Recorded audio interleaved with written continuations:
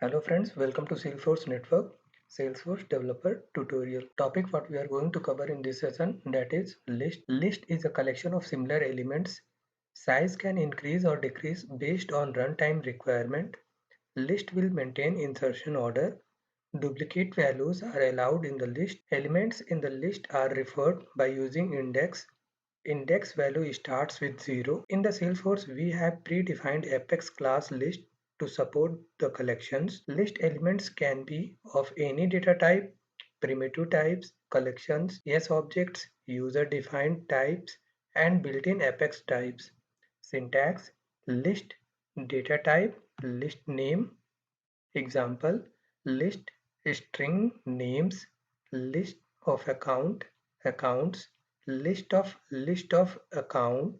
accounts, list of set of account ACCS, list of customer underscore underscore C customers. For example, create a list of cities and add Delhi, Hyderabad, Mumbai. List of string cities equals to new list of string size is 3.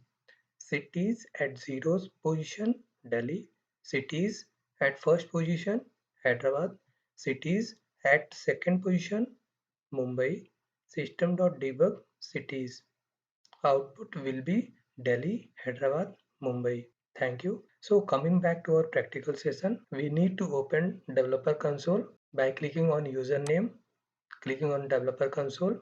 Here I had opened already. For doing the practical, first we need to click on debug, open execute anonymous window, write the program here, list of string cities, new list of string, size is 3, cities at 0 position Delhi, cities at first position Hyderabad, cities at second position Mumbai. System.debug cities is for displaying the values. Make sure that open log is checked. Click on execute. Click on debug only. Here we are getting the value Delhi, Hyderabad, Mumbai. Thank you.